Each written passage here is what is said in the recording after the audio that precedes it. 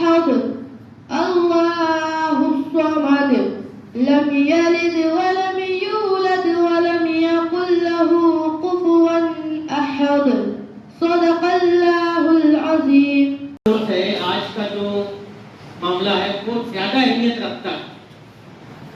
मैंने hotel management वालों को आपसे मिलवाया, इंजीनियरिंग कोर्सेज वालों को मिलवाया, दीगर और ऐसे पेशा वाराना कोर्सेज जो 10वीं या 12वीं जमात के बाद होते हैं उनसे मिलवाया। लेकिन आज जिन लोगों को मैं आपसे मिलवा रहा हूँ ये क्यों अहम है ये मैं आपको बताता हूँ। उनके स्कूल के मैं ये उनके लिए नहीं बोल रहा हूँ।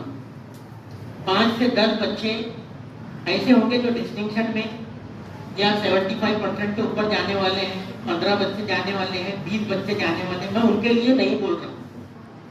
मैं यहाँ पर बैठी हुई एक कसीर तादाद जिनकी माँ की हालत बहुत खराब है,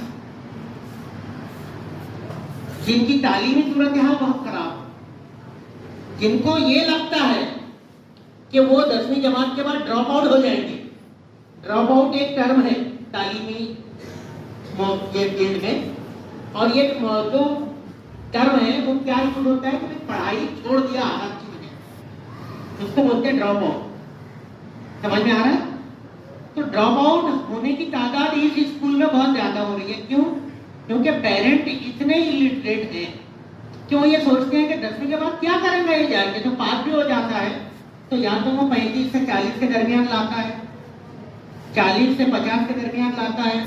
इन लोगों के लिए ही आईटीआई है, जिनका परसेंटेज कम हो जाता है हालात की वजह से, उनकी तसाहुली की वजह से, उनकी काहिली या निकम्मेपन की वजह से, या गैर जरूरी बहाने तराशने की वजह से। क्योंकि बहाने तो कोई चलते नहीं है जिंदगी में। देखो वो एक मुहावरा आपने सुना होगा कि बैड वन में ब्लेम, तो बोलते हैं नाच ना जाने आंगन टेढ़ा। कुछ नहीं कर सकता था तो बोलता है कि मेरी गरीबी थी इसलिए मैं ला नहीं पाया। गरीबी का परसेंटेज से क्या ताल्लुक है? कोई ताल्लुक है गरीबी का? पढ़ने वाला पढ़ेगा, कैसे भी हालात आए उसके सामने तो करेगा, करना है उसको। लेकिन ये सब चीजें बहानेबाज लोग अपनाते रहते हैं। तो मेरे हालात नहीं थे, मेरा घर छोटा था, मेरे वालिदैन की रोजी रोटी सही नहीं थी, ये सब मामला। और ऐसा किसी के साथ इतने खराब हालात तो है नहीं। अब आईटीआई का मामला क्या है? जो इंडस्ट्रियल ट्रेनिंग इंस्टीट्यूट होते हैं जगह जगह, हमारी सोसाइटी का यानी कोकन मुस्लिम एजुकेशन सोसाइटी का एक बहुत कदीम इदारा, कई वर्षों से, तकरीबन 4 दहाइयों से शुरू हुए, तकरीबन 4 दहाइयों। खास बात ये उस इदारे की है कि उसकी शुरुआत अपने स्कूल की बिल्डिंग में हुई। ये इन लोगों को भी नहीं पता होगा जो आज पढ़ा रहे, बहुत कम होगा, क्योंकि मैं सब जानता हूँ, है ना। मैं स्कूल से इस हद तक जुड़ा हूँ, इसके नीचे के मंजिले पे इसकी पहली शुरुआत हुई है। फिर बाद में ये बहुत बढ़ गया, उसका सब मामला ज्यादा हो गया, तो फिर इसको एक जगह पर तकिया अमानी शाह का जो इलाका है ईदगाह रोड पर, वहाँ पे शिफ्ट किया गया। दारुल कय्यामा मस्जिद जो है उसके बाद में, ठीक है। तो मैं आपको पता भी बता दूं कि वहीं के असातिज़ा हैं, वहीं पर पढ़ाते हैं, सोसाइटी का जो एक इदारा है। अब इसमें क्या क्या कोर्सेज होते हैं, इसके आपको क्या फायदे होने वाले वो तो ये बताएंगे, लेकिन मैं इसके फायदों पे बात करूँ ताकि आपका जहन बने। देखो एक तो ये सोसाइटी का इदारा है। अब इसकी फीस हर जगह तो गवर्नमेंट ने जो लगाई है वो तो होती है, लेकिन टीचर्स अच्छे होते हैं। जाहिर सी बात है कि जब हमको प्यास लगती है तो हमको क्या करना पड़ता है? क्या करते हैं? पानी आपको मिल जाता है डायरेक्ट जगह पर, क्या करते हैं आप? हाँ, उठकर जाकर लेना पड़ता है, यानी जो कुएं के पास हमको यानी मटके के पास जाना पड़ता है ना। सबको पूरा यकीन है कि आ जाता है, उसके बाद यदि सोचा उसने कि प्यास लगी तो आ जाएगा पानी, ऐसा होता है क्या? लेकिन कभी कभी क्या होता है कि कुआं खुद प्यासों के पास चलकर आता है, जैसे कि यहाँ आ गया। समझ में आ रहा है कि भाई लो ये कोर्सेज है आपके, अगर आप इसका फायदा नहीं उठा पाए तो इसका मतलब है कि आपसे ज्यादा जो है नाकदरा इंसान कोई नहीं होगा दुनिया में। क्योंकि वो बोल रहे आ रहे हो कि देखो ऐसे कोर्सेज हैं। अब उसका जो प्लस पॉइंट है उस पर मैं गुफ्तगू करके इन लोगों के हवाले करूँ इस प्रोग्राम को। इसमें बहुत सारे सर्टिफिकेट कोर्स होते हैं, प्लम्बर के, सर्टिफिकेट को गवर्नमेंट मोटर मैकेनिक के, स्कूटर मैकेनिक के, इलेक्ट्रीशियन के, फिर उसके बाद में आगे के कोर्स में और बता रहा हूँ तरतीब में, लेकिन जो मैं आसान से शुरू किया, सिलाई के भी होते हैं जो खवातीन के लिए है ना, मर्दों के लिए नहीं है, तो खवातीन के लिए उसमें सिलाई के कोर्सेज होते हैं। अब आप बोलेंगे ये कोर्सेज तो वो होते हैं जो गैरेज में भी सीख लूंगा मैं जाकर मैकेनिक, तो आप वहाँ सीखेंगे जरूर, लेकिन वो मोटर मैकेनिक और स्कूटर मैकेनिक आपको कोई सर्टिफिकेट देगा क्या आपके उसके पास में? चले मेरी सिग्नेचर है दुनिया भर में कहीं भी चल जाएगी, चलेगी क्यों? नहीं चलेगी। लेकिन यहाँ जब आप जाएंगे यहाँ पे भी आपको वो सब सिखाया जाएगा, जो कोर्स जो ट्रेड उनके पास चलते हैं, ट्रेड स्कूटर मैकेनिक का या कार मैकेनिक का या इलेक्ट्रीशियन का या हाँ वो मैं बात में आ रहा हूँ, मैं जानबूझ तो होता हूँ 6 महीने का, 1 साल का, 1.5 साल का जो कोर्स करते हैं 10वीं के बाद, तो उसके बाद आपको सर्टिफिकेट मिल जाता है। अब ये सर्टिफिकेट आपका एक परवाना है आपके हाथ में, एक बहुत ही फायदे की सनद है जो आप गल्फ जाने के लिए, जरा सोचिए आप मैं अब कहाँ पे पहुंचा रहा हूँ कि आप चाहें तो वो सर्टिफिकेट की बुनियाद पे मैं जाता हूँ, बोलते हैं एजेंट को कि मैं यार वो काम करना चाहता हूँ लेकिन मैं हो नहीं रहा है, सीखा तो हूँ लेकिन कोई सर्टिफिकेट नहीं है, और बाहर जा नहीं पाता, यहाँ भी कंपनियों में नहीं हो पाता। तो लेकिन जब आप सर्टिफिकेट के साथ वो कोर्स कर लेते हैं, कोई भी ऐसा एक कोर्स, तो वो सर्टिफिकेट आपको बाहर मुल्क में, खुसूसन खलीजी ममालिक में, अरब ममालिक में, गल्फ कंट्रीज जिनको कहा जाता है, वहां पर पहुंचाने का एक आसान सा परवाना साबित हो जाता है। समझ में आ रहा मैं क्या बोल रहा हूँ? हाँ, और फिर इसके साथ में जब ये कोर्स आप करते हैं तो इसमें आपको एंट्रेंस इलेक्ट्रीशियन आप बन गए। आप कितने इलेक्ट्रीशियन मोहल्लों में घूमते हुए दिखाई देते हैं, लेकिन आपको टोरेंट में काम करना है तो क्या आप बगैर सनद के चले जाएंगे क्या वहां पे? टोरेंट कंपनी में बहुत सारे वायरमैन और इलेक्ट्रीशियन चलते हैं, लेकिन क्या बगैर सनद के लगे थे क्या वो लोग?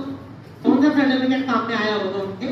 कम अज कम जो लियाकत तालीमी वो है आईटीआई। आप समझ में आ रहा मैं क्या बोल रहा हूँ? वो कौन सा सर्टिफिकेट है? आईटीआई। तो आईटीआई का इलेक्ट्रीशियन का वायरमैन का वो कोर्स उन्होंने किया हुआ और वो उनके यहाँ पे काम पे आएगा। कोर्स करने के दौरान में आपको आखिरी के 6 महीने के लिए एक इंटर्नशिप दी जाती है कि भाई आपको ने जो कुछ थ्योरेटिकल सीखा या प्रैक्टिकली सीखा आपने वो कॉलेज में, जैसे यहाँ तकिया मानिशा आईटीआई, वहाँ पे आपने सीख के आए, आप बता रहे कि मैंने यहाँ से पास कर दिया, तो आपको काम करने की इजाजत डायरेक्ट नहीं मिलती है, किसी कंपनी में लगाया नहीं जाता, बल्कि कंपनी में भेजा जाता है 6 महीने के लिए, जहाँ पे आपको स्टाइपेंड मिलता 5-6 हजार रुपये महीना। अभी 12,000 हो गए। देखो ये मैं 5-6 हजार वाले पर ही था अभी तक कि 12,000 रुपये कंपनी आपको सीखने के दौरान वो सर्टिफिकेट लेकर आया आप, लेकिन वो सर्टिफिकेट आपके हाथ में नहीं है, बल्कि आपको बोला गया कि 6 महीने तक यहाँ काम करो, 12,000 रुपये महीना आप कमाएंगे। समझ में आ रहा है क्या बोल रहा हूँ? और जैसे वो 12,000 का 6 महीने की मुद्दत पूरी हुई, आपको बाहर छोड़ दिया जाता है, फिर कंपनी आपको परमानेंट जॉब पे लगाती है, कहीं आप अप्लाई करेंगे उस हिसाब से। तो बड़ी बड़ी कंपनियां होती हैं, उसमें आप वो काम कर सकते। तो मैंने कितने कोर्सेज के बारे में, मैकेनिक का, इलेक्ट्रीशियन का, प्लम्बर और फिटर यानी गाड़ी वाड़ी को, मोटरों को, हाँ मैकेनिकल फिटर, तो ये सारे कोर्सेज होते हैं। अब मैंने क्यों आपके लिए इतना अहम समझा ये बताना, लेकिन मुझको खुशी कब होती है कि जब मेरे कोई तालिब इल्म से मेरी मुलाकात हो और वो किसी अच्छी जगह पर मुझको दिखाई दे, यानी मैं जाऊं एक सीए के दफ्तर में और वो खड़ा हो जाए और वो बोले सर आपने मुझको पढ़ाया, और ऐसे कितने सीए काम कर रहे हैं। मैं एक वकील के दफ्तर में जाऊं और वो वकील खड़ा हो जाए और बोले सर आपने मुझको पढ़ाया, और ऐसे कितने वकील आज समाज में काम कर रहे हैं। बड़े बड़े लीडर जो है वकील रहते हैं, आमतौर पर वो वकालत किए हुए रहते हैं, करते ही हैं। और कितने ऐसे वकील मैंने जाना हूँ कि रफीक से बारिग हैं, बल्कि सबसे ज्यादा मैं बार बार बोल रहा हूँ कि वकील ही बने यहाँ, इंजीनियर बहुत सारे हैं, डॉक्टर्स बहुत सारे हैं। तो ये खुशी होती है, अलग अलग एक हमारे अंदर एहसास जगाता है कि यार हमारे बच्चे कितने आला मकाम पे पहुंचे।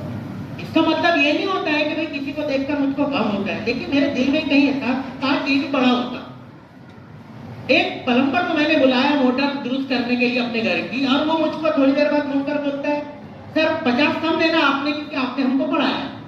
तो मैं नहीं चाहता हूँ कि वो ऐसा कोई रियायत मैं उसको दूँ या वो मुझको दे, और इस तरह से मेरी उसकी मुलाकात। मैं चाहता हूँ कि एक अच्छी जगह से हमारी मुलाकात हो मुस्तकिल।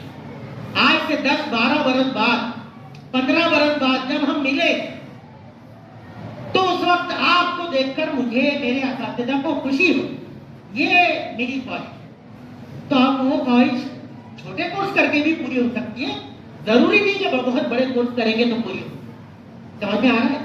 जब आपके मसाइल आपका, ये वो कोर्स हो गए जिनके बारे में अभी बताया, और ये और तफसील से बताएंगे। लेकिन एक और कोर्स अब मैं आखिर में बता रहा हूँ, वह सिविल ड्राफ्ट्समैन। सिविल ड्राफ्ट्समैन क्या होता है? ये 10th के बाद का एक ऐसा कोर्स है, तो 3 साल का, 2 साल का है। देखो 2 साल का एक कोर्स आप करेंगे, आप 12th में जाएंगे। कितने बच्चे इंजीनियर बनना चाहते हैं? Civil engineer. सिविल का मतलब इमारतें बनाने के इंजीनियर, डेवलपिंग करने वाले इंजीनियर। कितने बच्चे? बहुत अच्छे। और इत्तेफाक से वो बच्चे। और सिविल ड्राफ्ट्समैन पे हम बात कर रहे थे। सिविल ड्राफ्ट्समैन क्या है? देखें, वो बच्चा आज जिसकी मैं बात कर रहा था, ड्रॉप आउट हुआ था रफीउद्दीन से, मेरे ये 10 साल पहले का। मैं 15 साल से यहाँ पे प्रिंसिपल के फराइज अंजाम दे रहा हूँ, और ये 10 साल पहले का वो बच्चा जो आज ME है। क्या है? बी नहीं बोल रहा हूँ, ME है, जिसकी शुरुआत 10वीं के बाद कहाँ से हुई थी? सिविल ड्राफ्ट्समैन के कोर्स। और वो आज ME है, मास्टर ऑफ इंजीनियरिंग। आप जरा सोचो कि किधर बच्चा पहुंचा है, जिसके बारे में ये सोच रहे थे कि वो सिविल ड्राफ्ट्समैन है, वो आज सिविल में ME कर चुका है। तो ये जो है मोटिवेशन की बुनियाद पे होता है। मैं अपने मोटिवेशन पे पूरा यकीन है मुझको कि मैंने बहुत सारों को जगा के भेजा है यहाँ से, और वो जागे हुए आने वाले हैं और कामयाब लौट कर आने वाले हैं। ये जो टीचर्स इतनी मेहनत इन पर करते हैं आप लोगों पर, ये रायगा जाने वाली नहीं है। लेकिन मुझको ये भी मालूम है कि पूरे 100% कहीं से मुझको रिजल्ट मिलने वाले नहीं है। कोई मुझको हो सकता है कि भंगार की गाड़ी ही खींचता हुआ दिखाई देगा। तो फिर कद्र करो ना, कद्र करो ना अपने जो वक्त मिला है। तुम्हारे माँ बाप ने, तुम्हारे वालिदैन ने जो तुमको जराए मुहैया कर दिए हैं, अल्लाह ताला ने जो तुमको ज़हन दे दिया है। आज एक गधा जो है, उसको भी जब गड्ढे में फेंक दिया जाता है, तो वो अपना ज़हन इस्तेमाल करना शुरू करता है कि मैं अपना बचाव कैसे करूँगा। वो आगे पता है आपको, किसान का गधा जब कहत की वजह से भूखे मरने की कगार पे आ गया, उसकी नौबत आ गई और एकदम हड्डी चमड़ा हो गया, तो उसने बोला कि इसको मैं फेंक देता हूँ। वहाँ भी सूख गया है, वहीं को भी बंद करना है, तो इसको मैं उसके ढकेल देता हूँ। उसने गया और उसको अंदर ढकेल दिया। अब उसके ऊपर मिट्टी डालना शुरू किया। तो गधा, आप सोच सकते हैं कि गधे को गधा क्यों बोलते हैं? गधा क्या, उस शब्द को गधा क्यों कहा जाता है? जो कुछ काम नहीं करता है, जिसको कोई अक्ल का इस्तेमाल नहीं आता। वो गधा नीचे जाने के बाद वो मिट्टी जैसे जैसे ऊपर गिरती, तो वो ढेर के ऊपर आ जाता, और जब पूरा कुआं भर गया तो थोड़ी देर बाद गधा खुद ब खुद जिंदा ऊपर आ गया। ये वो गधा है जिसने अपनी अक्ल का इस्तेमाल किया है। इंसान अगर अपनी अक्ल का इस्तेमाल नहीं करता है तो कितनी गलत बात है, कितनी गलत बात, कितनी गलत बात। और वो ये सोच ही नहीं रहा है कि उसकी जिंदगी का फायदा किसमें। माँ बाप एक वक्त तक साथ में है, असातिज़ा एक वक्त तक अपने साथ में है, लेकिन जिंदगी हमको अपनी तरह बाद में गुजारना है। और उसके लिए आपको क्या तैयारी करना है कि भाई आप खुद कफील हो, आपके अंदर खुद एतमादी हो, आपका अपना कोई रोजगार हो, आपका अपना पेशा हो। क्या तैयार हैं आप इसके लिए? इसके लिए संजीदगी दरकार है। सबसे पहले हुल्लड़बाजी या फिर शोर तमाशा या छिछोरापन, ये सब चीजें यहाँ पर दरकार नहीं है। इनको एक तरफ रख देना पड़ता है जब हमारी कौम तरक्की करेगी। ये जो ITI जैसे इंस्टीट्यूट शहर में और भी है, मैं इनका क्यों रिकमेंड कर रहा हूँ उसकी वजह मैं बताऊंगा बात। अभी वो सिविल ड्राफ्ट्समैन के मौजू को खत्म कर देते हैं। सिविल ड्राफ्ट्समैन कैसे होता है? 2 साल का 10वीं के बाद का कोर्स है। इसमें आपको नक्शे बनाना और ये सारी चीज़ें, बिल्डिंग कैसे खड़ी की जाती है, उसके पिलर कैसे होते हैं, उसकी बनावट कैसी होती है, वो सिखाया जाएगा। ये 10वीं के बाद 10वीं पास के बाद कोर्स होता है। इसकी जो भी फीस होती है वो आप करेंगे तो अच्छे असातिज़ा वहाँ पे। अब आप इसके बाद बहुत मैच्योर हो गए, परसेंटेज कम था लेकिन फील्ड ड्रॉपमेंट कर लिया, थोड़ा मैथ अच्छा था, वो फायदा मिल गया, सब हो गया, बना के अब मैं डिप्लोमा किसकी बुनियाद में? डिप्लोमा इन सिविल इंजीनियरिंग की बुनियाद में। जरा आप और करो कि मैंने जो फायदे आपको लॉजिकली बताए हैं वो कितने अहम हैं आपके लिए। जिंदगी के साल भी बच रहे हैं और आप डायरेक्ट इंजीनियर बन के एक दिन बीई होकर बाहर आएंगे और ये बीई सिविल होंगे, यानी आप बाकायदा एक सिविल इंजीनियर के तौर पे अपनी शनाख्त माशरे में, समाज में, अपने फैमिली में, रिश्तेदारी में, शहर में बनाएं। अब इसके बाद आज़ाद है आप, अगर आप जॉब करना चाहें तो जॉब करें, नहीं करना चाहते हैं तो अपना कारोबार बिल्डिंग का शुरू करें और नहीं तो एमई करें जैसा वो बच्चे ने किया है, मास्टर ऑफ इंजीनियरिंग। और फिर उसके बाद तो ये जो कोर्स मैंने अभी आपको बताया ये बहुत डिटेल में है। अब इसके बारे में क्यों, कितनी फीस है, कितनी मुद्दत है, ये सारे ये चीजें बताएंगे। बहुत शुक्रिया अदा करना चाहूँगा कि सर आपने हमको इतनी इज्जत बख्शी और यहाँ पर हमको हमारा तारुफ कराने का मौका दिया। इसके अलावा मैं यहाँ के असातिज़ा इकराम का भी बहुत शुक्रगुजार हूँ। जैसा कि सर ने तो 90% डिटेल आपको दे दिए, सर का तजुर्बा इतने सालों का अल्हम्दुलिल्लाह, तो सर ने आपको 90% मालूमात मुहैया करवा दी। इसके अलावा तकिया अमानी शाह ITI ये एक कदीम नाम है, एक कदीम अदारा है जो KMS के ज़ेर एहतमाम चल रहा है। तकिया अमानी शाह में तकरीबन जो है तकिया अमानी शाह 46 ईयर से रवादवा है अपने टेक्निकल तालीम के लिए और उसकी बुनियाद जैसे कि सर ने बताया कि बुनियाद रफीउद्दीन फकी से ही हुई थी। उसके बाद उसकी इमारत ईदगाह रोड पर शिफ्ट हो गई। हमारा जो अदारा है वहाँ पर टेक्निकल तालीम दी जा रही है जिसमें कमोबेश 6 कोर्सेज चलाए जा रहे हैं। कोर्सेज का जो पैम्फलेट है वो जाते वक्त मैं आपको दे दूंगा। हमारे यहाँ पर 10वीं पास और 8वीं पास के बेसिस पे भी जो है एडमिशन मिलता है। 10वीं पास के जो कोर्सेस हैं वो सबसे पहले तो fitter, electrician, motor mechanic vehicle और सिविल ड्राफ्टमैन ये सेल पर एडमिशन होता है। इसके अलावा मैं आपको बताता चलूं कि जो fitter, motor mechanic vehicle, electrician और सिविल ड्राफ्टमैन के कोर्स की जो मुद्दत है वो 2 साल है और सिविल टेक्नोलॉजी और वेल्डर के कोर्स की जो मुद्दत है वो 1-1 साल है। 2 साल का कोर्स करने के बाद आप उसी फील्ड में आगे बढ़ सकते हो, है ना। जैसा कि सर ने बताया कि अगर आप सिविल ड्राफ्टमैन करते हो और फिर उसके बाद अगर आपको फर्दर स्टडीज करना है तो आपको डिप्लोमा 2nd ईयर सिविल में डायरेक्टली एडमिशन मिल जाता है। इसी तरीके से अगर आपका डिप्लोमा कंप्लीट होता है तो डिप्लोमा कंप्लीट करने के बाद आपको डिग्री में डायरेक्ट 2nd ईयर में एडमिशन मिल जाता है ना। और फिर डिग्री BE हो गया आपका, बैचलर ऑफ इंजीनियर हो गया, तो उसके बाद आप मास्टर ऑफ इंजीनियर में एडमिशन ले सकते हो।